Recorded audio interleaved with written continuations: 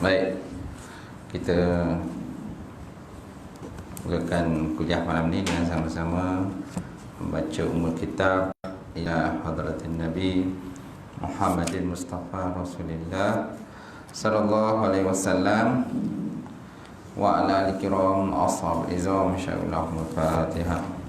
A'udzu billahi minasyaitonir rajim. Bismillahirrahmanirrahim. Alhamdulillahi rabbil alamin arrahmanir rahim maliki yaumiddin. Iyyaka na'budu wa iyyaka nasta'in ihdinas siratal mustaqim siratal ladzina an'amta 'alaihim ghairil maghdubi 'alaihim waladdallin. Amin. Assalamualaikum warahmatullahi wabarakatuh. Alhamdulillahi wahdah sadaqa wa'dah wa nasara 'abdah wa 'azza jundahu wa hazamal ahzaba wahdah. Asyhadu an la ilaha illallah wahdahu la syarikalah wa asyhadu anna Muhammadan 'abduhu wa rasuluh. Allahumma shalli wa sallim ala sayyidina wa nabina wa maulana Muhammad wa ala alihi wa sahbihi ajma'in. Amma ba'd. Fa inna asdaqal hadis kitabullah wa khairal hadi Muhammad sallallahu alaihi wasallam wa syarril umuri muhdatsatuha wa kullu muhdatsatin bid'ah wa kullu bid'atin dhalalah wa kullu dhalalatin finnar. Qala Allah subhanahu wa ta'ala fi kitabil azim ba'da auzubillahi minasyaitonir rajim walan tarda ankal yahud walan nasara hatta tattabi'a millatahum qul inna hudallahi huwal huda wala in ittaba'ta ahwa'ahum min ba'di ma ja'aka minal 'ilm ma laka minallahi min waliyyin wala nasir. Shadaqallahul azim. Wa qala Nabi sallallahu alaihi wasallam talabul ilmi faridatun ala kulli muslim wal muslimat. Alhamdulillah. Ya mati tuan imam kita, tak lupa juga tuan Bilal, kemudian jawatan kuasa surau. Mana pergi orang Orang mana? Oh, meninggal. Okey. Baik. Seterusnya sidang jemaah muslimin muslimat, mukminin mukminat rahimahullah taala. Alhamdulillah, kita panjatkan puji dan syukur kepada Allah taala kerana kita dapat bersama sekali lagi pada malam ini. Ni kuliah ganti ya. Patutnya minggu lepas tapi saya tak dapat. Ada program Darul Syifa, rawatan hospital di Rembang, hospital baru. Jadi insya-Allah malam ni kita ganti bab apa itu? 54. Okey, 54. Adab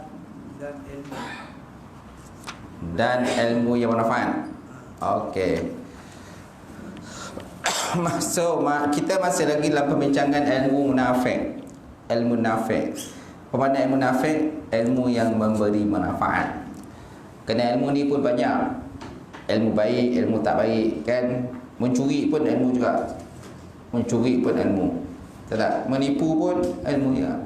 Tak reti tak ada ilmu tentang menipu, tak boleh nipu orang.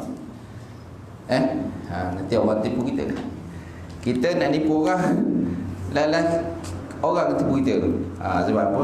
Tak ada skill lah, tak ada ilmu, knowledge tentang benda tu tak ada. Jadi ada ilmu yang bermanfaat, ada tak bermanfaat. Ada ilmu yang boleh menjahanamkan kita, menjahanamkan kita. Ada ilmu yang boleh bawa kita ke syurga Allah Subhanahu wa taala. Baik. Yang pertama hari itu kita tengok balik ilmu nafi' yang lebih afdal bahawa kau habiskan waktumu dengan mencari ilmu yang bermanfaat, bukan ilmu yang sia-sia yang sangat diminati orang sekarang ini, yang mereka namakan dia ilmu manfaat, padahal bukan ilmu manfaat. Banyak ilmu tuan-tuan kan. Jadi ilmu manfaat itu ialah ilmu yang menambah takut dirimu kepada Allah. Dia tambahkan takut kita kepada Allah. Sikit aja dengar tentang hukum ni, dia dah takut. Haram, dia dah takut dah. Jadi dia tak berani nak buat lah benda tu. Ada orang kita cakap 10 kali haram pun buat dek je, buat dono kan, masih lagi buat benda tu. Mana dia tak takut lah. Baik. Jadi ilmu menambahkan takut dirimu kepada Allah dan menambah penglihatanmu terhadap aib dirimu sendiri. Ilmu tu, dengan ilmu tu kita nampak aib kita lah. Ilmu tasawuf kan, ilmu akhlak. Ilmu akhlak ni dia lebih tengok aib kita sendiri. Sebelum kita cari aib orang, kita kena cari aib kita sendiri dulu. Banyak orang cari aib orang, aib dia sendiri tak tahu, kan? Dia tak nampak. Dan nambah makrifatmu dalam engkau beribadah kepada Tuhan ataupun kepada Allah Subhanahu Wa Taala. Dan mensedikitkan kegemaranmu terhadap negeri dunia dan menambahkan kegemaranmu terhadap negeri akhirat. Itu ilmu nafi', itu ilmu manfaat tu. Dan membukakan pintu hatimu untuk mengenali berbagai-bagai penyakit amalanmu hingga engkau dapat menjauhinya. Sebab dia kena tahu mana satu ni penyakit ilmu ni, penyakit amalan ni mana. Yang mana kalau kita ada sifat itu, amalan kita habis. Kita ingat amalan kita ni Allah Ta'ala terima bulat-bulat. Rupa ada ujub, ada riak, ada takbur, nunjuk-nunjuk ke orang. Jadi akhirnya habislah amalan kita. Kita tak nak macam tu tak? Baik, kemudian dalam ilmu yang manfaat itu ialah ilmu yang menambah pengetahuanmu terhadap tipu hailah syaitan. Ni pun ilmu manfaat juga. Ilmu yang kita dapat tahu ini syaitan punya perangkap, kan? Ini syaitan punya tipu hailah. Jadi kita pun tak berani lah buat benda tu. Dan penipuannya, sehingga engkau arif dalam kehalusan penipuan syaitan. Sehingga kita arif, tahu dah ini syaitan punya bisikan, ini syaitan punya godaan. Kita tahu lah tu. Beramal lebih pun kadang-kadang syaitan masuk juga. Beramal lebih, tengok kau hebat, orang lain semua tak boleh buat macam kau lah, kan? Ni semualah syaitan pun dia menggoda kan. Sebab syaitan ni dia dah janji dah dengan Allah, dia akan cuba menggoda sama ada engkau kuat ibadah ke tak kuat ibadah ke. Dia akan cari jalan. Ketika dia menggoda ulama su', ulama jahat, kerana syaitan mampu boleh menggoda ulama-ulama jahat, sehingga kan mereka menggunakan agama, kan? Kalau maksud tu menggunakan agama untuk kepentingan dunianya. Siapa punya kerja? Syaitan lah. Dia lah pengaruhi, dan berjaya menjadikan mereka sebagai sasaran kemurkaan Allah dan juga kemarahannya Allah. Kerana mereka telah membeli dunia dengan agama. Nampak? Beli dunia dengan agama. Orang tahulah di title dia ustaz, title dia doktor dalam bahagian jurusan agama, kan? Doktor dalam jurusan agama. Jadi orang pun respect dengan dia. Tapi dalam masa sama dia mempergunakan agama untuk kepentingan dunia dia lah, jawatan. Masya Allah, tuan-tuan, auzubillah. Dan menjadikan ilmu sebagai alat digunakan untuk mengambil harta sultan, memakan harta wakaf. Pak Haji makan harta wakaf, Pak Haji makan harta yatim, kan? Jadi orang ingat ni Pak Haji ni bagus. Orang miskin mengambil harta sultan, mungkin dia tipu sultan lah. Dia tipulah sultan tu. Adalah cara dia, cara halus lah.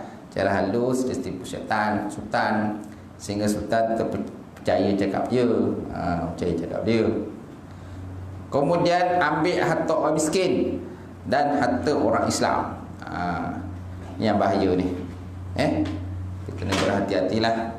Tak minta kita semua dijauhkanlah daripada mengikut perangai-perangai dan tabiat-tabiat syaitan laknatullah ni.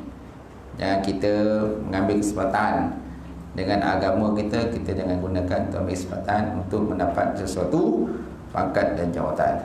Orang macam ni kan, ulama kata ulama usuk, ulama jahat. Su mana jahat dah? Sim waw alif, sim waw hamzah, su. Nabi kata aku lebih takut dengan ulama su daripada Dajjal. Kenapa? Ulama su ni bertopengkan agama. Bila dia buat benda macam tu, yang tak terbabit pun terpalit. Yang buat tu contohnya ustaz, yang buat tu ustazah, yang buat tu Tok Haji kan. Tok Haji dah pergi Mekah berapa kali dah. Pergi haji, setiap tahun pergi haji. Tapi dia nipu orang kan. Yang terpalit siapa? Kita lah. Siapa Pak Haji? Kita pun Pak Haji. Kita pun siapa? Pak Hajah kan. Hajah, Puan Hajah, kita pun terpalit. Yang buat itu oleh kita pun juga. Kan? Jadi orang pun alah, Puan Hajah ke Puan Haji ni semua tak dipakai gitu. Jadi dia dah pukul rata semua. Yang buat tu tak ramai pun 2-3 orang ni baik. Tapi kita pun sama orang. Tu bahaya. Baik, tu tuan-tuan. Di sepanjang hari mereka hanya menghabiskan masa untuk mencari pangkat dan kedudukan di hati manusia. Untuk itu mereka sanggup menunjukkan segala kebolehan di hadapan orang ramai dan memperlihatkan kefasihan lidah dalam berbahas dan juga berbincang. Kefasihan lidah dan berbincang, sedangkan dalam hati mereka jauh daripada Allah. Jauh daripada Allah. Itu sebabnya Rasulullah menjawab, dia kata man izdada ilma walam yasdad huda walam yasdad minallah illa bu'da. Siapa yang bertambah ilmu maka dan tidak bertambah petunjuk, dan saya tidak bertambah dekatnya kepada Allah, melainkan dia jauh daripada Allah, jauh dia daripada Allah Ta'ala. Kita tak nak macam itulah. Kita tak nak termasuk golongan-golongan yang dimurkai Allah dan jauh daripada Allah. Baik, kemudian segala ilmu manfaat itu, segala ilmu manfaat telah kami sebutkan dalam kitab Ihya Ulumuddin. Jadi kalau nak lebih jauh, lebih banyak tentang ilmu manfaat ini, ilmu munafik ini, kena cari kitab Ihya Ulumuddin. Kat situ ada lagi pula pelbagai lagi ilmu-ilmu manfaat banyak. Pertama sekali ilmu, contohnya untuk memahami Al-Quran dan sunnah Rasulullah SAW. Apa lagi ilmu manfaat? Ilmu nahu, ilmu manfaat. Ilmu bahasa Arab, ilmu manfaat.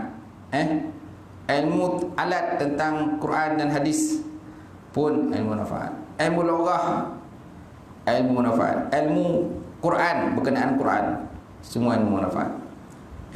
Berbagai ilmu. Ilmu nasih dan mansuh, usul fiqh, ilmu nasih dan mansuh, ilmu am dan khas, ilmu nas dan zahir. Ini semua ilmu-ilmu yang nafi', ilmu manfaat. Ilmu tentang hadis, ilmu tentang hadis, pembagian hadis, hadis sahih, hadis dhaif, hadis hasan, hasan sahih, sahih li ghairi, sahih li zati. Macam-macam ilmunya. Kan? Mana ilmu tu dapat membuat kita takut kepada Allah Subhanahu wa ta'ala. Baik.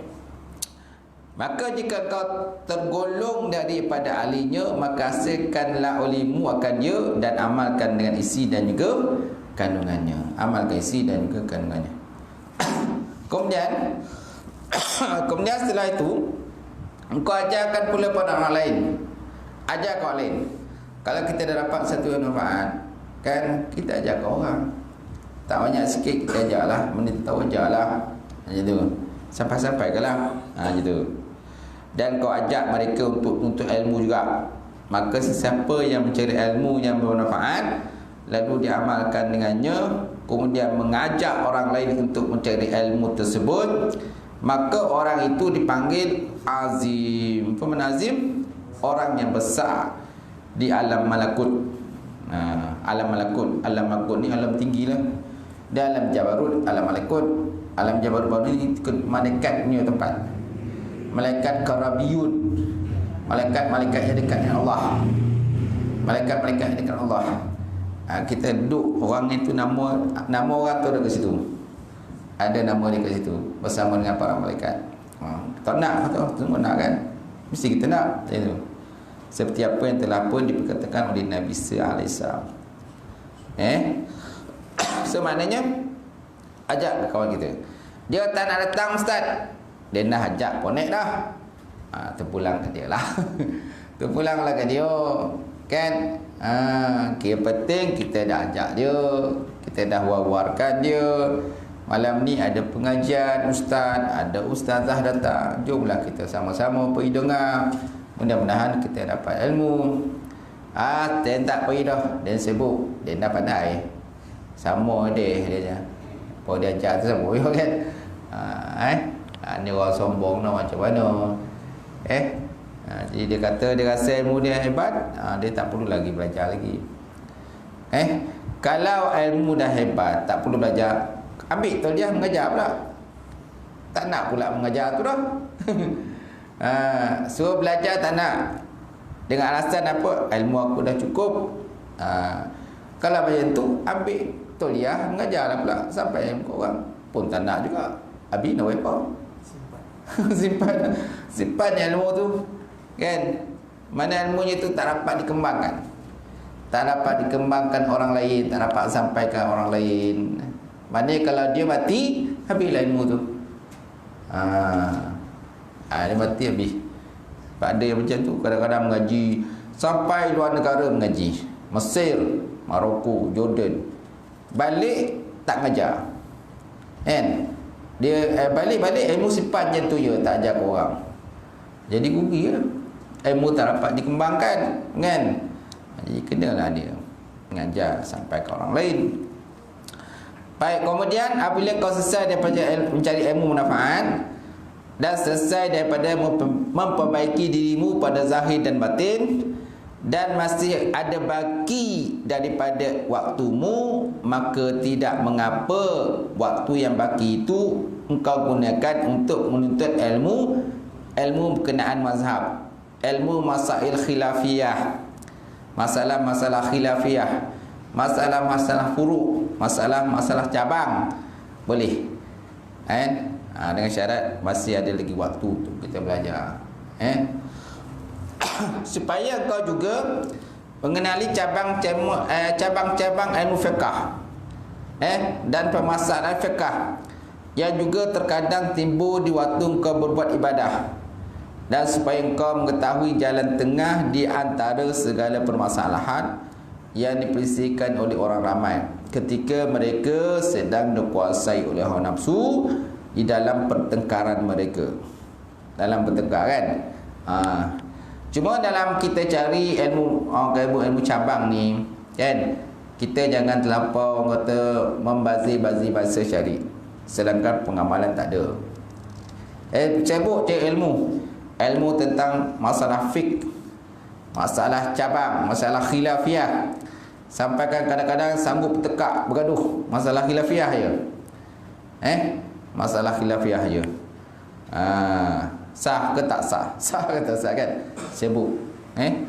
Jadi buang masa lah macam tu. Ini pun dengan syarat adanya kelapangan masa sebelum kau menuntut ilmu yang fardu kifayah. Tetapi jika nafsumu selalu mendorongmu meninggalkan membaca wirid dan zikir yang telah kami sebutkan di belakang, dan merasa berat untuk melaksanakannya zikir, dan ia sangat cenderung untuk menghabiskan masa menuntut ilmu masalah khilafiyah tadi, masalah cabang-cabang, maka ketahuilah bahawa sebenarnya syaitan telah berjaya mempermainkan kau. Nampak? Syaitan dah berjaya mempermainkan kita. Kenapa? Kerana kita sibuk nuntut ilmu. Sibuk untuk ilmu sedangkan amalan tak ada. Wirid-wirid dah belajar dah. Zikir-zikir dah belajar tapi tak amalkan. Tak guna juga kan? Mestilah kita amalkan. Kena setkan, peruntukkan sikit masa kita baca wirid-wirid, zikir dan sebagainya. Yang kita dah belajar belakangan banyak kan? Tak boleh baca semua, bacalah sekadar yang boleh ha.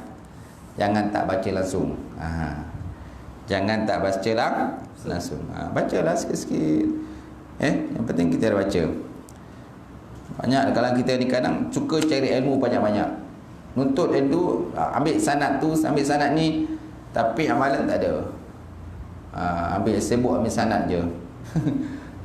Baik, kemudian oleh itu nak langkah berhati-hati supaya kau tidak tertipu, okey?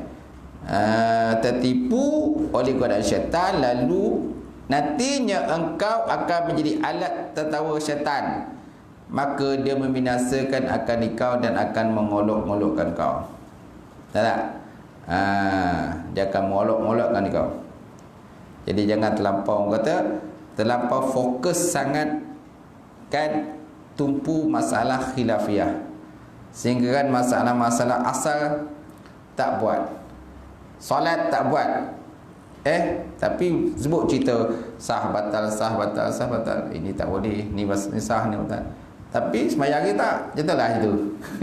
Sembahyang tak buat, tapi sibuk cerita sah batal, tak sah. Tak?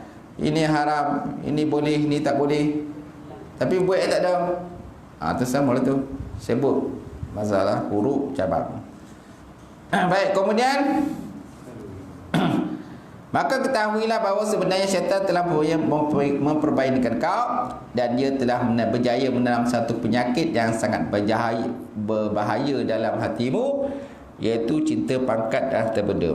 Oleh itu naklah kau berhati-hati supaya kau tidak tertipu dengan godaan syaitan, lalu nantinya kau akan menjadi alat tertawa syaitan, maka dia membinasakan diri kau dan akan mengolok-olokkan kau.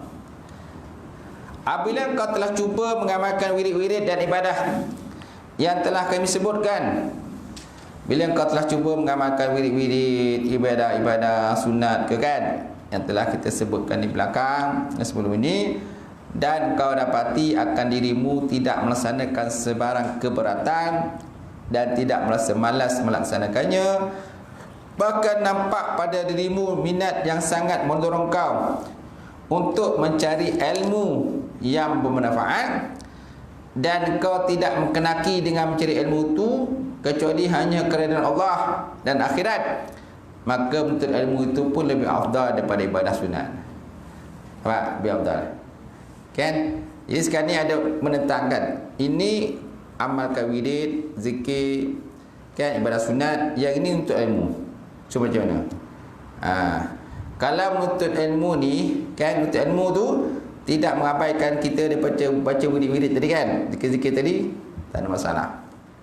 Tapi kalau menuntut ilmu ni, jika kita mengabaikan benda tadi, tinggalkan tinggal terus langsung, ni yang tak boleh. Ini tak boleh. Untuk ilmu memang kita digalakkan untuk ilmu, tapi dalam masa sama, benda-benda kita dah belajar, kita amalkan. Mana setakat mampu kita boleh, kita buatlah.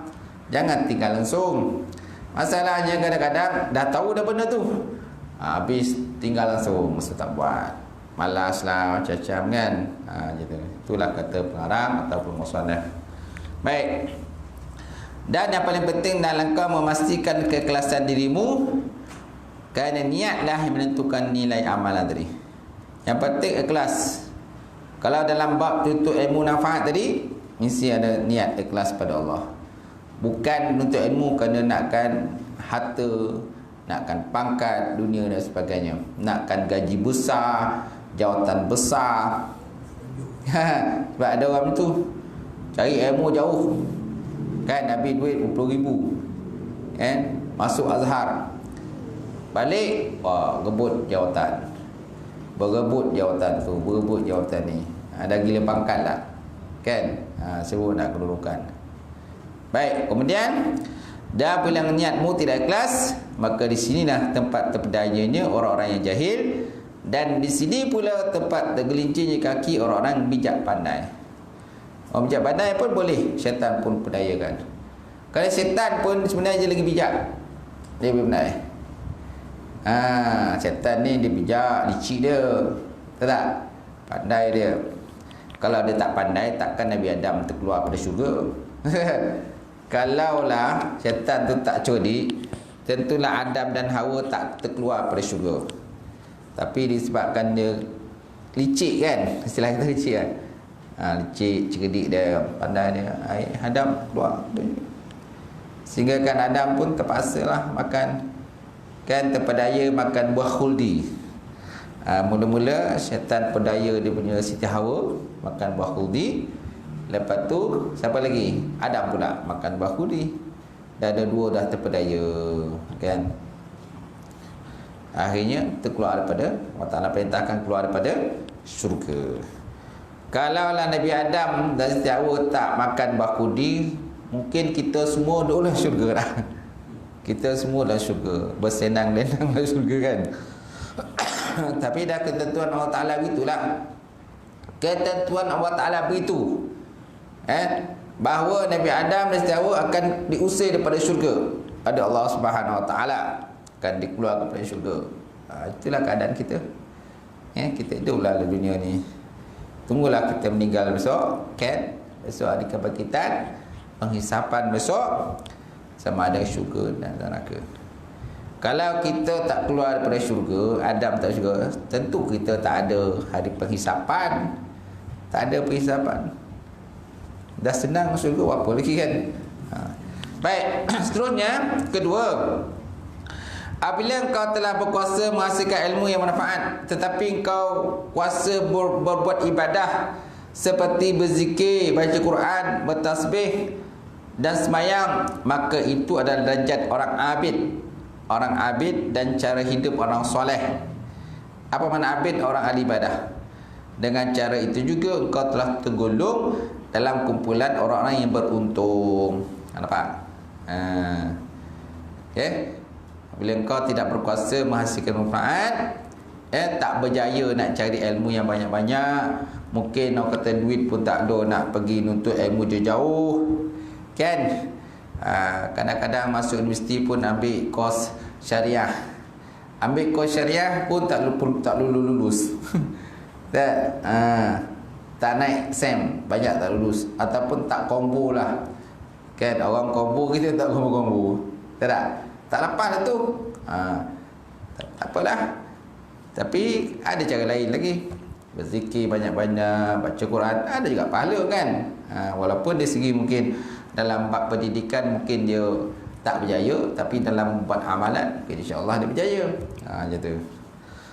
Baik, yang ketiga, apabila engkau berbuat sebarang pekerjaan yang dapat memberi kebaikan kepada orang ramai dan dapat menggembirakan hati orang-orang beriman, atau engkau menolong orang yang soleh dalam pekerjaan mereka, seperti berkhidmat dengan ulama. Berkhidmat dengan ulama. Kalau ada ulama-ulama tu, tuan-tuan, berkhidmatlah dengan dia, kan? Macam mana cara berkhidmat dengan dia? Mungkin kita boleh jadi pemandu dia, pemandu kereta dia. Tuan nak pergi mengajar mana? Tak apa, saya bawa. Tu berkhidmat tu. Berkhidmat dengan untuk guru, kan? Macam tu. Kalau saya mengaji di pondok ataupun pesantren dulu, memang kita memang kena berkhidmat dengan tok guru, kan? Apa yang tok guru buat, semua kena buat. Macam tu. Kalau saya mengaji di Malaysia ni, di Aceh tu, turun sawah pula. Turun sawah, tanam padi. Turun sawah, tanam padi ramai-ramai. Kalau musim panen ni musim menuai, semua turun, kan? Sabit padi, ketam padian, masukkan dalam guni, kan? Dia tunggu sana tu, dia punya sawah dia luas, sawah dia luas. Kemudian nak buat ramai, beribu nak buat. Kalau nak buat 1000, sekejap dia dikeletai padi tu. Sawah tu kejap dikeletai, kejap habis, kan? Kejap habis dituai tu dak ni. Kalau tanam tu sekejap ya tanam habis. Laju dia tanam tu. Saya dulu pun saya tak terkejar dia orang apa tu. Kan dia pakai apa tu? Kuku kambing Kan dia tanam padi tu pakai kuku kambing cucu kan. Dia orang budak sana memang dia konjoh harian dia tu. Memang mak bapak dia memang bersawah. Memang bersawah. Budak yang ngaji tu kan. Dia kalau tanam padi tu macam kilat dia tanam. Sudah. Kita terkial-kial lah. Puing hojai. Puing hojai. Gitu. Orang tu dah sampai cuta kita senyal lagi lah. Dia dah sampai cuta lah. Tapi mula sama tadi. Mula start tanam tu sama. Cucuk kan benda tu dalam lumpur kan.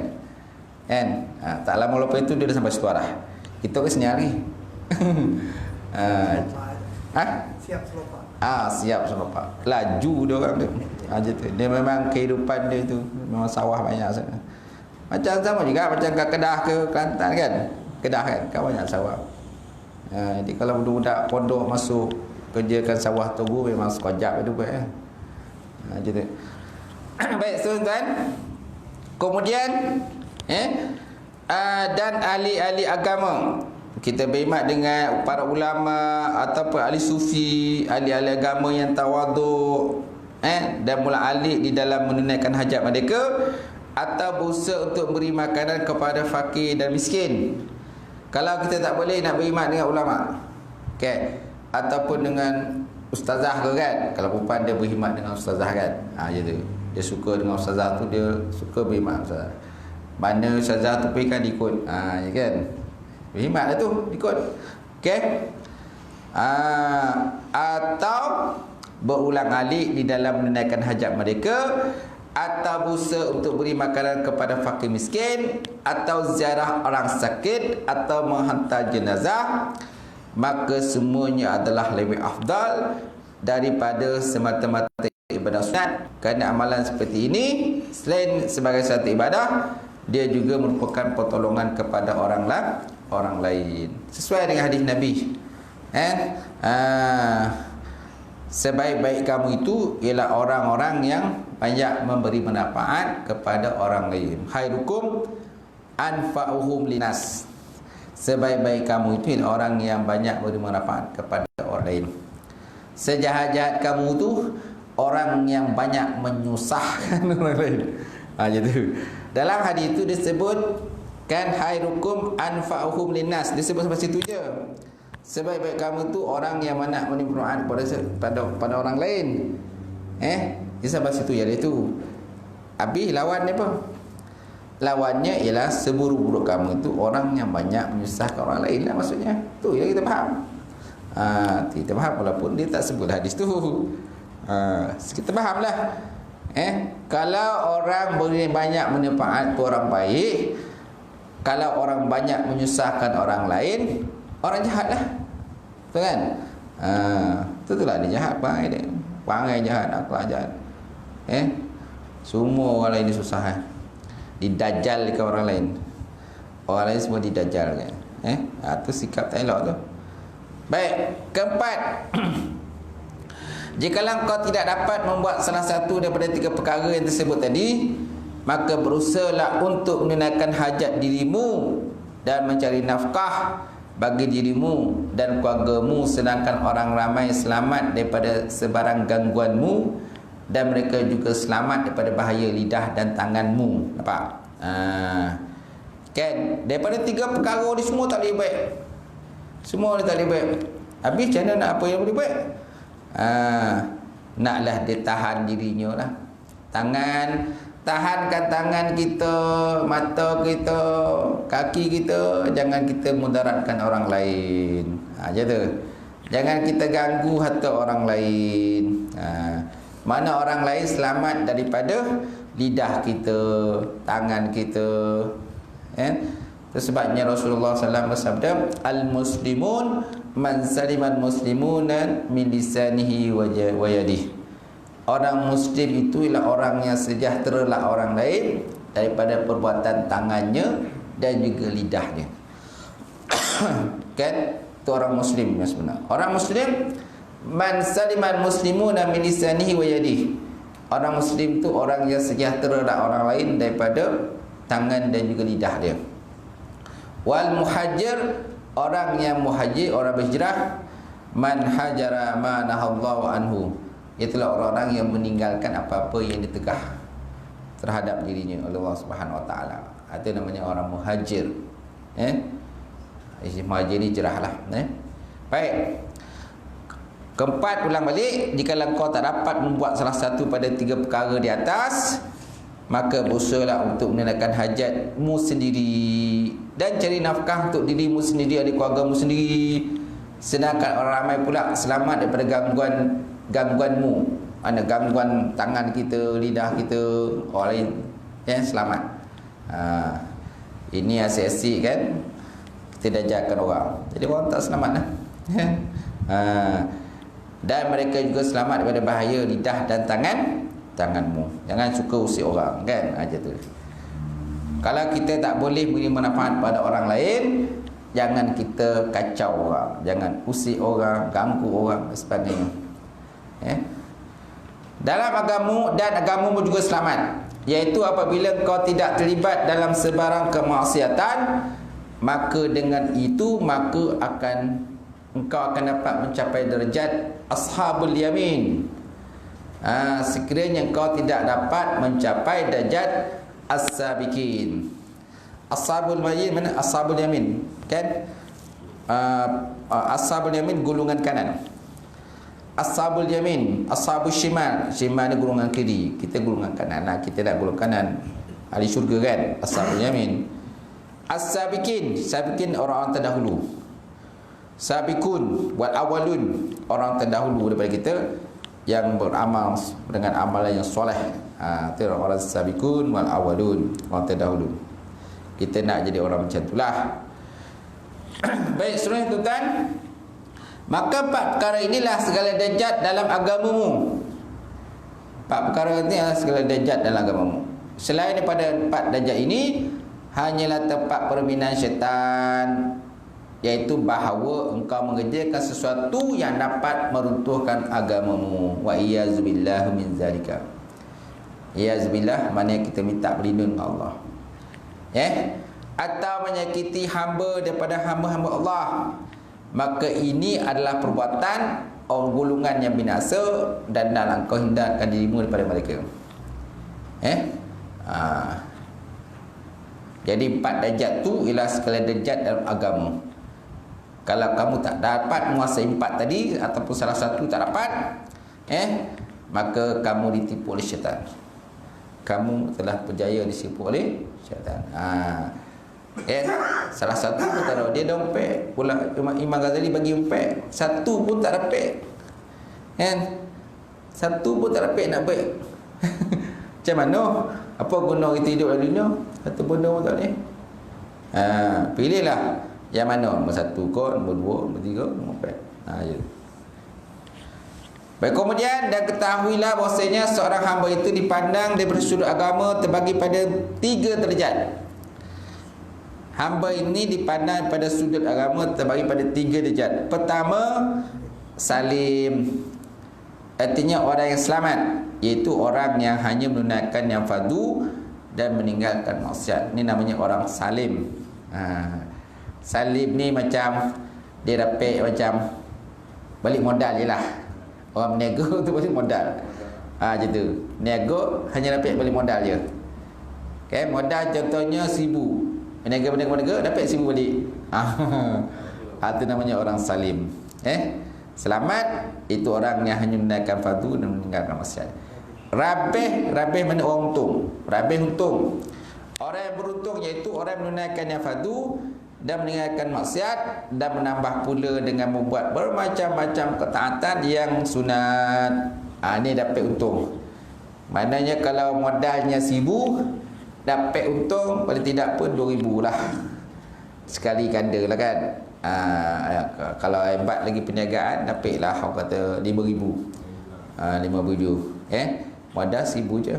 Itulah. Itu dikatakan orang rabih. Rabih mana orang yang untung, banyak dapat untung. Yang tak boleh khasir. Khasir ni orang rugi. Niaga rugi. Modal 1,000. Lalas 500 dapat. Itu nasib baik dapat 500. Kau tak dapat langsung. Modal 1,000, 1 sen tak dapat balik. Habis itu kan. Hancur perniagaan kan. Ini namanya khasir. Orang yang rugi itu orang-orang yang taksir. Taksir atau cuai daripada membuat sesuatu yang fardu. Fardu pun tak buat, apalagi sunat. Kalau sunat pun buat pun, fardu pun tak buat pun, tak boleh juga. Betul tak? Tak boleh juga. Mesti tonggak dia tu fardu. Sunat ni untung dia, laba dia. Banyak kita buat, banyak dapat untung gitu. Macam berniaga ni kan. Rajin berniaga, baik budi bahasa, tidak menipu dalam berniaga, dapatlah untung, insya-Allah. Berkatlah hasil tu. Sedekah pula kat orang. Sedekah pula kat masjid, sedekah pula kat surau. Surau apa ni? Surau Kampung Baru kan. Makan-makan nak masak nasi biryani tu kan. Baik. Kemudian di belakang, maka jika engkau tidak dapat menjadi orang yang rabih, maka berusahalah jadi orang yang salim. Jangan sesekali menjadi orang yang khasir, orang yang rugi. Tak dapat untung pun tak apalah, yang penting modal balik, tak apa, insya-Allah kan.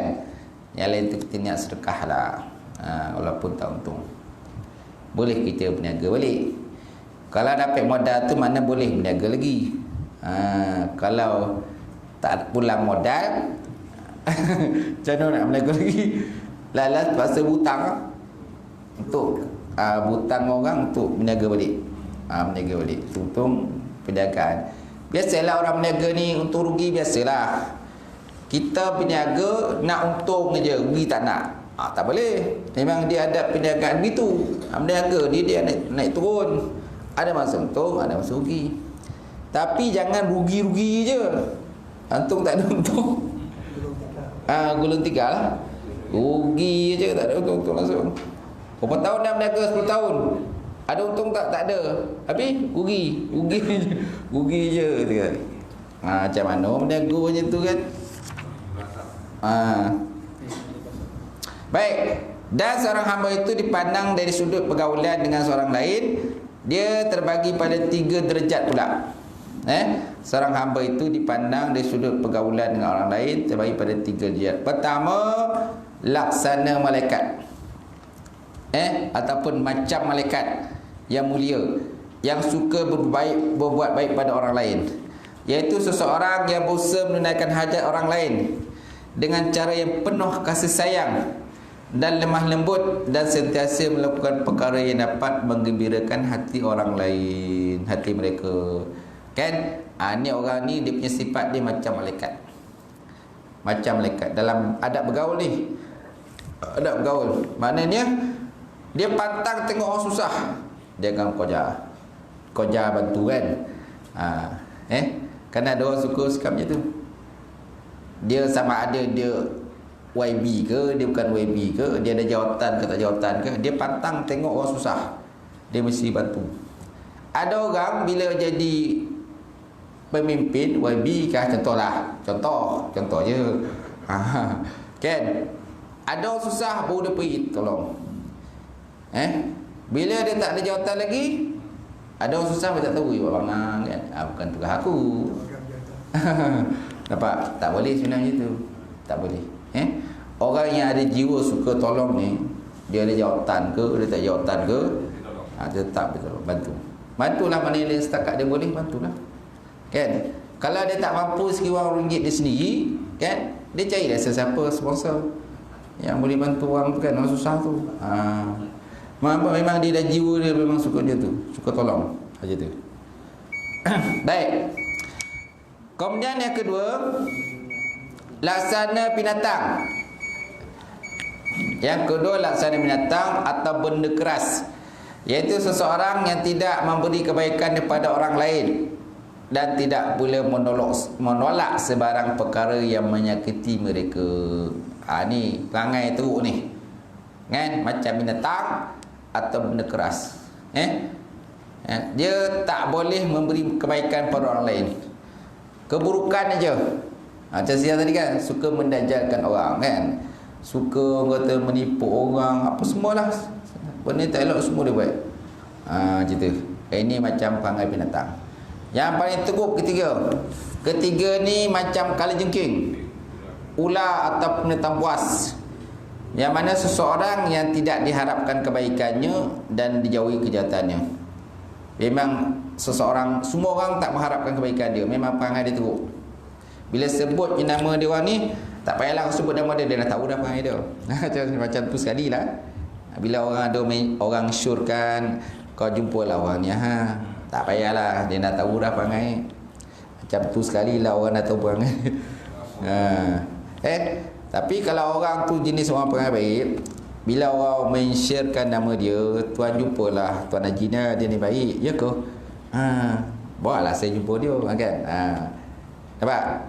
Saya pun dah dengar nama tu dia baik. Jadi orang pun tercari-cari dia. Walaupun orang tak kenal dia, tapi disebabkan dia ni memang suka tolong orang, jadi dia nama dia terkenal sebagai orang yang suka. Dan dia bantu orang pun bukannya nak apa pun tak ada. Memang dia suka bantu orang tu. Tapi kalau orang tu memang buruk perangai dia, kan? Bila disebutnya nama orang tu, orang lain pun dah tahu dah. Tak payah kau sebut nama orang tu, dia dah tahu dah perangai ni. Memang tak. Kan? Macam Haji Bakil perangai tu. Tu tak Haji Bakil? Kan yang minta sumbangan tu, yang tua dua orang kan, lelaki kan. Berapa dia bagi RM1 dia bagi tu kan. Cuba Cikgu Muni datang. Cuba Cikgu Muni bang. Semua bagi kan. Mana dia buat demi Cikgu Muni. Cikgu Last tak dapat pun nikah. Kena hajar ke Ibrahim Pendek bapak Cikgu Muni. Kena last. Tak marah botol dia. Apa tu Haji Bakil ya. Tak. Kan Piramli pergi meminangkan. Pantang ni Ibrahim ni paling pendek dengan nama Haji Bakil. Kau jangan pelalah lagi Piramli. Baik, seterusnya, oleh kerana itu, apabila engkau tak mampu mencapai ketinggian darjat malaikat, maka janganlah engkau menjadi lebih rendah pada darjat binatang atau benda-benda keras, iaitu turun kepada darjat kalajengking, ular atau binatang buas yang suka menyakitkan hati orang. Jadi kalau kita tak boleh capai ke darjat malaikat tu, janganlah kita jatuh kepada darjat binatang ke, darjat kalajengking ke, ular ke, lipat ke, apa-apa dah lah. Ini cuma perangai-perangai yang tak elok lah. Malahan dalam konteks Islam ni pun, benda-benda ni binatang berbisa. Dan kita tak digalakkan makan. Jangan jadi macam Cina, Wuhan tu. Kan? Betul tak? Semua di balon ni. Itu yang kena penyakit corona tu, coronavirus nama kan. Nak kena virus, kena penyakit datang. Semua makan ni. Tikus tu dicucuk macam buat sate je, dibakar buat sate. Ular sawur tu dipotong-potong panjang-panjangnya dipotong-potong 2 kilo ular sawur. Tak? Apa lagi? Anjing makannya. Kucing makannya. Apa lagi kalau babi? Memanglah. Semua binatang-binatang kotor, binatang-binatang bawa virus kan. Binatang kelawar. Semua binatang-binatang bawa virus tu. Kan?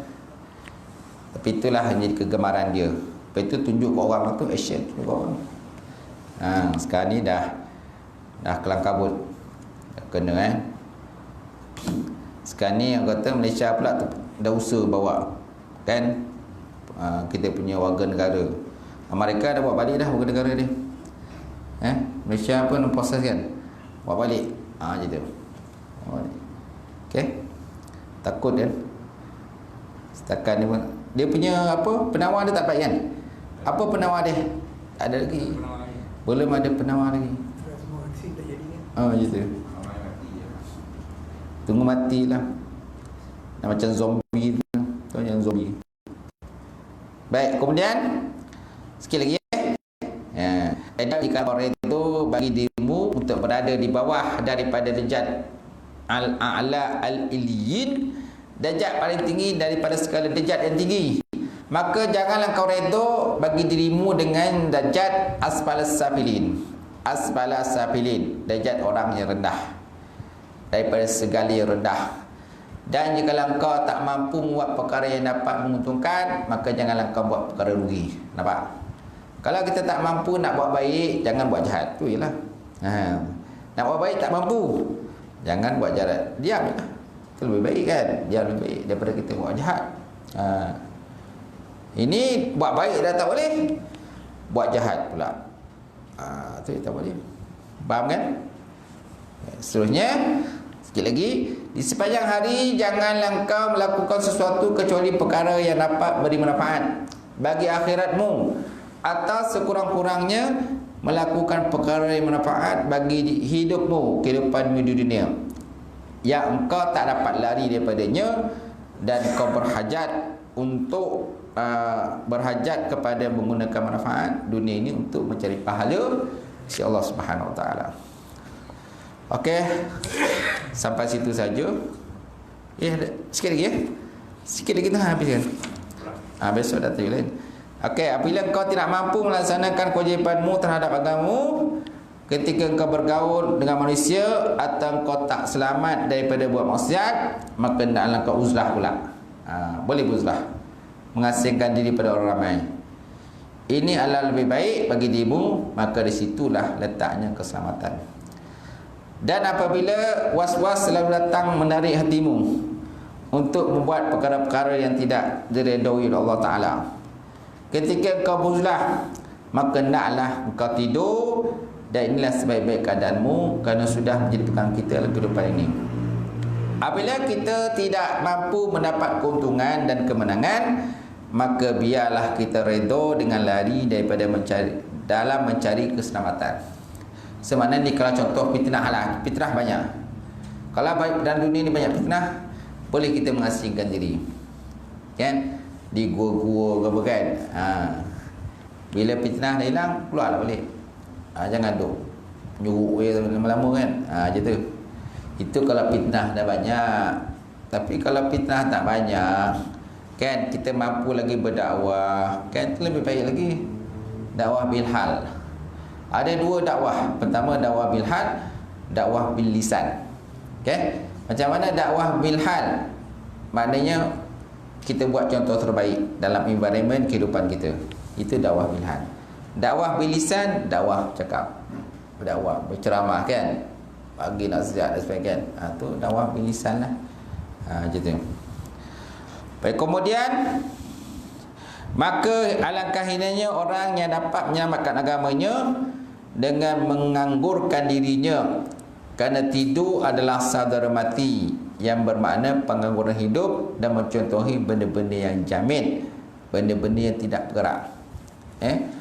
Sebenarnya kalau beruzlah pun ada, bila dah uzlah timbul juga perasaan was-was tentang dunia macam-macam. Tidur lebih baik. Tidur lebih baik. Kan? Caralah yang diajar Imam Ghazali. Wallahu alam. Itu saja perbincangan kita malam ini. InsyaAllah akan datang kita sambung lagi bab yang lain. Ada soalan tak, tuan-tuan? Sebelum saya tutup, ada? Tak ada? Tak ada. A'udzubillahi minasyaitonir rajim. Bismillahirrahmanirrahim. Alhamdulillahirabbil alamin wassalatu wassalamu ala asyrofil mursalin wa ala alihi washabbihi ajmain. Allahumma zidna ilman nafi'a wa yaqina as-sadiqa wa lam taqabbal rizqan halalan mubarakatan katsira. Wa siyana fattah alim wa lana qulubana bi nuri ma'rifataka wa fahmana arifin. Allahumma faqihna fid din. Allahumma faqihna fid. Allahumma ja'al hadza jam'al marhuma wa tafarraqna min ba'di tafarruqul ma'suma. Allahumma inna na'udzubika Allahumma inna na'udzubika min ilmin la yarfa' wa min nafsin la tashba' wa min qalbin la yasha' wa min du'ain la yustajab laha. Allahumma inna na'udzubika min azabil qabri wa min azabil nar wa min fitnatil mahya wal mamat wa min fitnatil masiihid dajjal ya arhamar rahim. Rabbana atina fid dunya hasanah wa fil akhirati wa qina azabannar walhamdulillahi rabbil alamin. Qabarallah.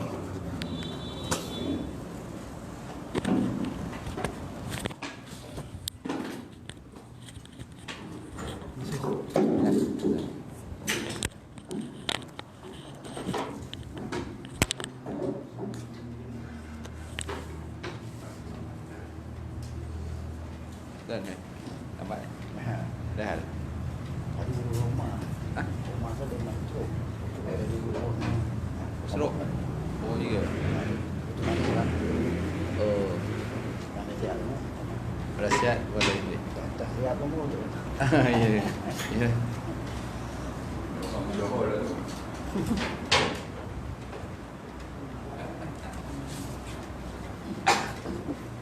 Nak bawa nanti.